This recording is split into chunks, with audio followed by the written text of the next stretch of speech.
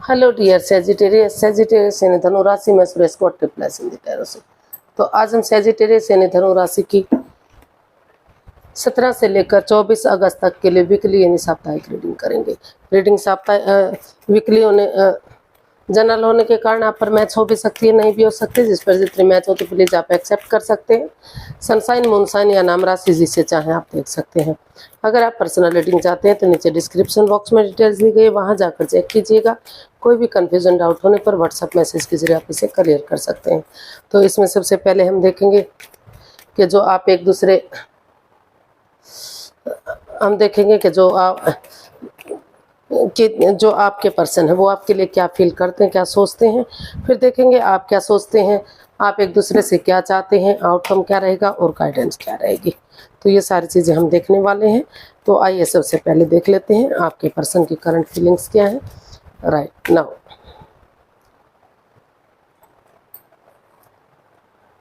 Taurus, oh sorry guys, Sagittarius जो आपके person है वो उनको लग रहा है कि अगर वो इस रिश्ते में थोड़ा सा रिस्क लेंगे, एक बिगनिंग करेंगे, एक शुरुआत करेंगे तो धीरे धीरे करके चीज़ें सही हो सकती हैं, एक बिगनिंग की जा सकती है और समय आने पर ये रिश्ता सूरज की तरह नेम और फेम और ख्याति के साथ आगे बढ़ सकता है। इसमें फिर से खुशियाँ वापस आ सकती हैं। तो वो चाहते हैं, वो महसूस कर रहे हैं कि इस रिश्ते में एक बिगनिंग होनी चाहिए, या फिर हो सकता है कि ऐसा आप अपने पर्सन के लिए महसूस कर रहे हैं क्योंकि इसमें रोल रिवर्स होते हैं। इसको हम क्लैरिफाई करते हैं। तो कार्ड्स आए night of pentacles, the lovers and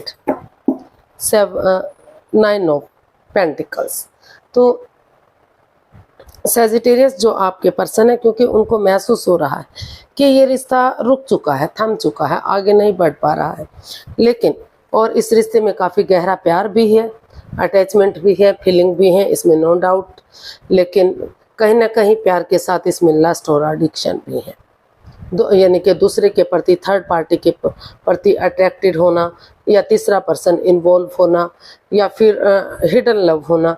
तो इस तरह की सिचुएशन, या फिर कई बार बातें करने का तरीका ऐसा होता है कि पार्टनर को लगता है कि आपके पार्टनर आपके साथ लॉयल नहीं है, ऑनेस्ट नहीं है, मिसअंडरस्टैंडिंग कुछ भी हो सकता है। लेकिन जो ये कन्फ्यूज़न जो है, या फिर जो लस्ट या एडिक्शन है, उनको ख़त्म करने के लिए अगर वो उनको लग रहा है कि चोट दोनों तरफ से लगी है, अभी भी उनको चोट लगी हुई है, अभी भी वो परेशानी में है, दुविधा में है, अंदर से परेशान है, तकलीफ़ में है, लेकिन फिर भी उनको महसूस हो रहा है कि अगर वो इसमें स्टैंड लेंगे, खड़े होंगे अपने लिए या अपने प्यार के लिए, और लाइफ चेंजिंग कोई भी डिसीजन ना लेते हुए इसमें डिसीजन मेकिंग में थोड़ा सा समय और वक्त लेंगे, और जंप ना लगाते हुए एक बिगनिंग, एक शुरुआत करेंगे, थोड़ा सा रिस्क उठाएंगे, तो धीरे धीरे करके जो ये रुका हुआ रिश्ता है, जो ये थम चुका है, आगे नहीं बढ़ रहा है, slow and steady wins the race. धीरे धीरे करके रिश्ता रुकेगा, रिश्ता चलेगा, और सही समय आने पर, सही वक्त आने पर ये रिश्ता स्टेबल और कामयाब भी होगा। तो ऐसा जो है आपके पर्सन आपके लिए फील कर रहे हैं। अब देखते हैं आप अपने पर्सन के लिए क्या फील कर रहे हैं। सेजिटेरियस आप अपने पर्सन के लिए क्या फील कर रहे हैं, चलिए देखते हैं। आप जगल कर रहे हैं, जगलिंग फेज में है, जिगजैग कर रहे हैं, आप डिसाइड ही नहीं कर पा रहे हैं कि आप करें तो क्या करें। आप लव लाइफ की तरफ जाएं, नए प्यार की तरफ जाएं, उसी प्यार की तरफ जाएं, या फिर अपने जॉब, बिजनेस, एडवेंचर के बारे में सोचें। तो कहीं ना कहीं कन्फ्यूज़न की स्टेज में आप दिखाई दे रहे हैं, आप डिसाइड नहीं कर पा रहे हैं। तो अगर आप इसे डिसाइड कर लेते हैं, ये सोच लेते हैं, विचार कर लेते हैं कि आपको इस रिश्ते में फिर से वापस जाना है और नए सिरे से एक बिगनिंग, एक शुरुआत करनी है, डिटैच ना होते हुए, कोल्ड ना होते हुए, सिर्फ अपने बारे में ना सोचते हुए दोनों पक्षों के बारे में अगर आप सोचेंगे तो धीरे, और इसमें कमिटमेंट वगैरह देने के लिए रेडी होंगे कि आप कमिटमेंट वगैरह देने के लिए रेडी हैं, आपकी तरफ से कोई भी परेशानी, कोई भी दुविधा फिर से नहीं रहेगी। आप शादी करने के लिए तैयार हैं, या फिर उस रिश्ते को आगे बढ़ाने के लिए तैयार हैं जो ऑलरेडी शादीशुदा लेकिन रिश्तों में परेशानियाँ, दूरियाँ बन चुकी हैं। तो फिर से रिश्ता फ्रूटफुल और कामयाब हो सकता है। लेकिन जो आप जगल फेज में है, ये आपको डिसाइड करना पड़ेगा कि आप इस रिश्ते में आगे बढ़ने के लिए तैयार हैं, आपको स्टेबिलिटी की तरफ जाना पड़ेगा। स्टेबल होकर सोच विचार करके अगर आप आगे बढ़ेंगे तो ये रिश्ता फ्रूटफुल और कामयाब होगा।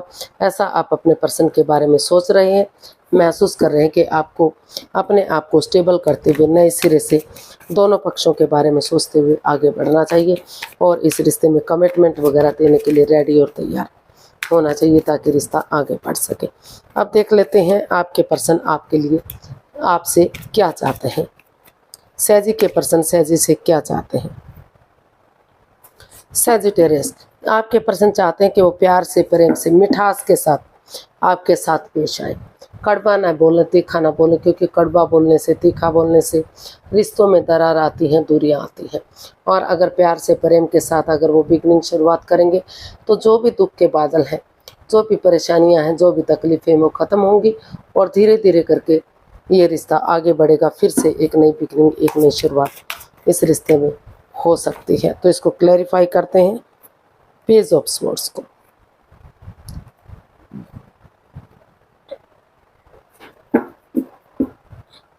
तो हमारे पास कार्ड्स आए हैं 3 of swords, 5 of cups and king of pentacles. तो सैजिटेरियस जो आपके पर्सन हैं वो आपसे यही चाहते हैं कि जो इस रिश्ते में आपने उनका दिल तोड़ा है, जो वो हार्टेड हुए हैं, उस परेशानी से अभी भी जूझ रहे हैं, दुखी हैं, परेशान हैं, अपने आप को अकेला महसूस कर रहे हैं कि ऐसा क्या हुआ उनके पार्टनर ने उनके साथ रिश्ता ही छोड़ दिया है, उनको अकेला छोड़ दिया है परेशान होने के लिए। तो वो अभी चाहकर भी अपने बारे में कुछ भी डिसाइड नहीं कर पा रहे हैं। वो अभी स्ट्रेस में हैं, एंजाइटी में हैं, दुविधा में हैं। तो इसलिए वो आपसे चाहते हैं कि जो दुख तकलीफ़, जो परेशानियां, जो दुविधाएं आपने उनको दी हैं, उस स्ट्रेस से आप उनको बाहर करें। अगर क्योंकि नज़रें घुमाएंगे, आप उनकी मदद करेंगे, हेल्प करेंगे, तो अभी भी प्यार और प्रेम के साथ बजाय के चीज़ों को, इंसानों को यूज़ करने के, चीज़ों को यूज़ करेंगे तो अभी भी ये रिश्ता ठीक हो सकता है। तो वो आपके पर्सन आपसे चाहते हैं कि पहले आप अपने आप को प्रिपेयर करें, रेडी करें, तैयार करें, खुद को स्टेबल करें।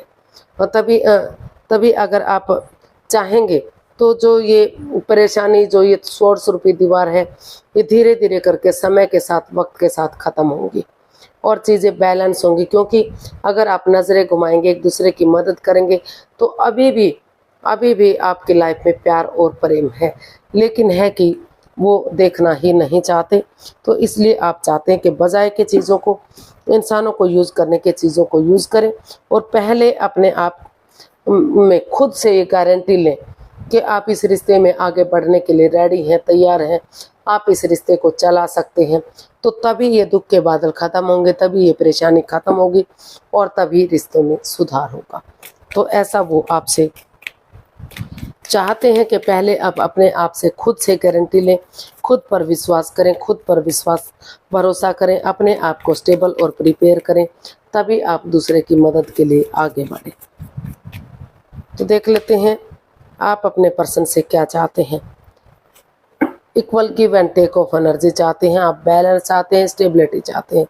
जो बैलेंस इस रिश्ते में नहीं बन पा रहा है, एक अप एंड डाउन चीज़ें जा रही हैं, स्टेबिलिटी नहीं आ रही है, तो आप चाहते हैं कि इस रिश्ते में स्टेबिलिटी आए, दोनों तरफ से प्यार प्रेम बढ़े, दोनों परिवार एक दूसरे को एक नज़र से देखें, अच्छी तरह से देखें।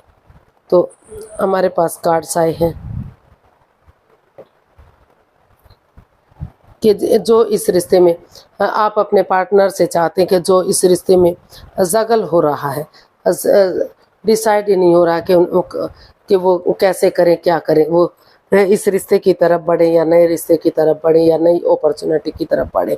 क्योंकि आपके पास दो अपॉर्चुनिटी है, जो भी चाहें आप उसे अपना सकते हैं, जो भी आपके लिए सही होगा वही जा सकता है। लेकिन अभी फ़िलहाल के लिए आप चाहते हैं, क्योंकि इस रिश्ते में इन एंड आउट की स्थिति है, ऑन एंड ऑफ की स्थिति है। हालांकि प्यार और प्रेम है, लेकिन कोई कमिटमेंट, कोई वादा, कोई इकरार इस तरह का नहीं है कि वो शादी में जाने के लिए तैयार हैं। और काफ़ी जो है इस रिश्ते में जो ये रिश्ता है वो बता रहा है कि इसमें काफ़ी लालच दिखाई दे रहा है। यानी कि यानी कि उन चीज़ों से रिलीज ही नहीं हो पा रहे हैं जो इस चीज़ें में प्रॉब्लम दे रही है, चाहे वो पैसा है, प्रॉपर्टी है, कोई जॉब बिजनेस है या आपकी बातें हैं। Over thinking, over control, over stress इस रिश्ते में है। जब तक इस over thinking, over control, over stress से बाहर नहीं आते तब तक चीज़ें सही नहीं हो सकती। इसलिए उन्होंने डिसाइड किया, इसलिए आपने डिसाइड किया है कि अभी क्योंकि आप दुख में हैं, तकलीफ है, परेशानी में जूझ रहे हैं, तो आपको लगता है कि फ़िलहाल के लिए आपको इस रिश्ते से लेट गो कर देना चाहिए, इस रिश्ते से बाहर निकल जाना चाहिए, क्योंकि अभी इस रिश्ते में कोई कोई स्टेबिलिटी नहीं है। इसमें काफ़ी over thinking, over control, over stress है, इन एंड आउट की स्थिति, ऑन एंड ऑफ की स्थिति है, कोई भी स्टेबिलिटी दिखाई नहीं दे रही है। तो इसलिए आप ऐसी जगह पर जाना चाहते हैं जहां आपको पीस मिले, सुकून मिले, शांति मिले, आपकी भावनाओं को समझा जा सके और इसमें give and take of energy, जो बैलेंस नहीं है, जो स्टेबिलिटी नहीं है, वो बन पाए, वो equal give and take of energy आ जाए। तो अभी इसमें कोई भी ऐसी चीज़ इसमें दिखाई नहीं दे रही है।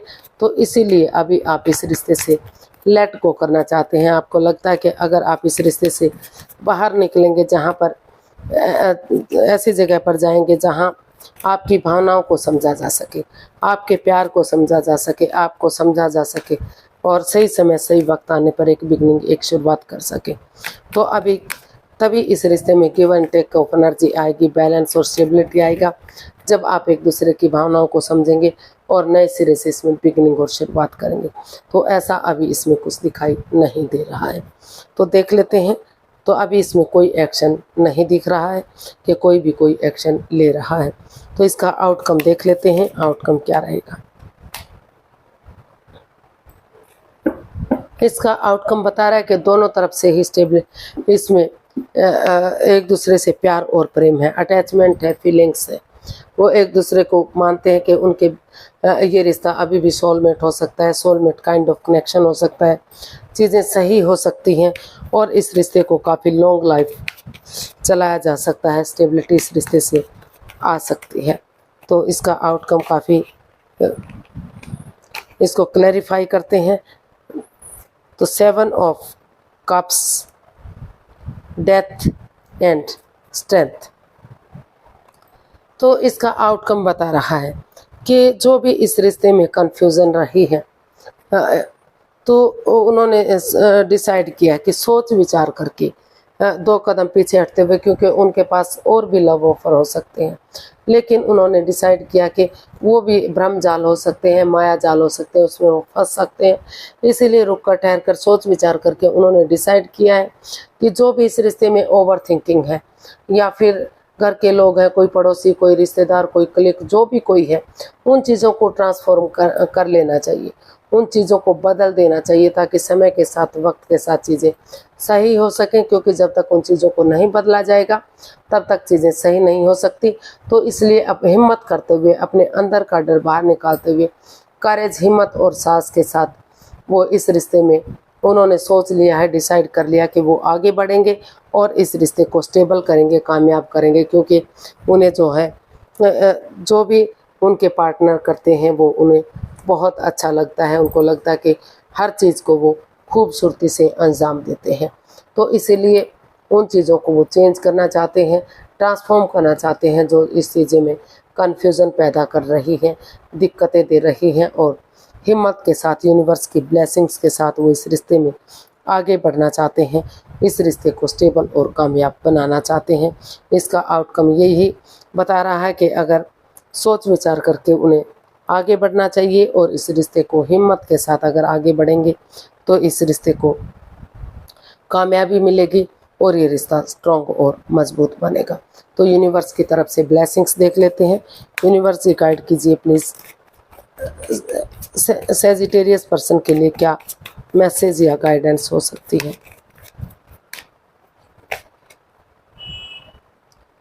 The hanged one, 2 of wands and 5 of pentacles and bottom of the deck justice.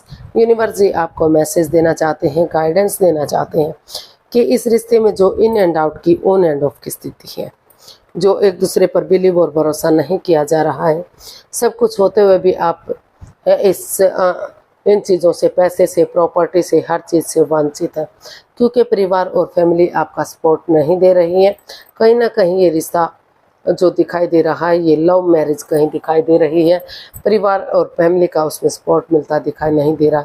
तो कहीं ना कहीं दोनों के बीच में ये ट्रस्ट इश्यूज है, बिलीव नहीं बना पा रहे हैं, भरोसा नहीं बना पा रहे हैं।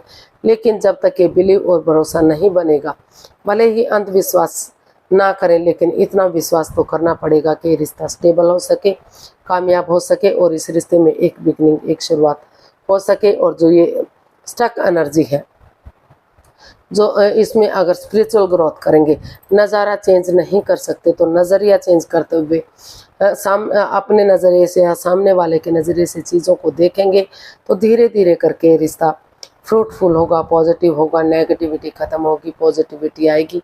और समय के साथ, वक्त के साथ, सही समय आने पर, सही वक्त आने पर ये रिश्ता फ्रूटफुल और कामयाबी की तरफ बढ़ेगा। और जैसे जिसने जैसा जो कर्म कांड किए हैं उसके अकॉर्डिंग फल मिलेगा। अगर जो ये कोर्ट कचहरी वगैरह में जो आपके मैटर चल रहे हैं, जो इश्यू चल रहे हैं, तो अगर आपने कोई धोखाधड़ी नहीं किया है, कोई चालबाजी, हेरा फेरी नहीं की है, तो एक दूसरे से माफ़ी मांग लीजिए, एक दूसरे को माफ़ कर दीजिए और ये रिश्ता न्यायप्रिय और सक्सेसफुल हो सकता है। और अगर आपने एक दूसरे को धोखा दिया, चीटिंग किया, फरेब धोखाधड़ी किया है, उनकी भावनाओं के साथ खेला है, तो जैसे तैसे करके, जैसे भी हो सके, कोर्ट कचहरी के चक्कर काटने की बजाय आप इस रिश्ते से बाहर हो जाइए, डाइवोर्स ले लीजिए और अपनी लाइफ में आगे बढ़िए, क्योंकि तभी ये पॉसिबल होगा। आपको विश्वास और भरोसा करना पड़ेगा, जिसने जैसे कर्म किए हैं उसके अकॉर्डिंग ही इसमें फल मिलेगा। जिसने जैसा बीज बोया है वैसा ही फल काटना उसके लिए ज़रूरी है। तो आज के लिए इतना ही, फिर एक नई वीडियो के साथ मिलते हैं। अगर वीडियो सही लगती हैं, अच्छी लगती हैं तो लाइक, शेयर और सब्सक्राइब करें। कमेंट्स करना ना भूलें, इससे मोटिवेशन मिलता है, हेल्प मिलती है, वीडियो बनाने में मदद मिलती है।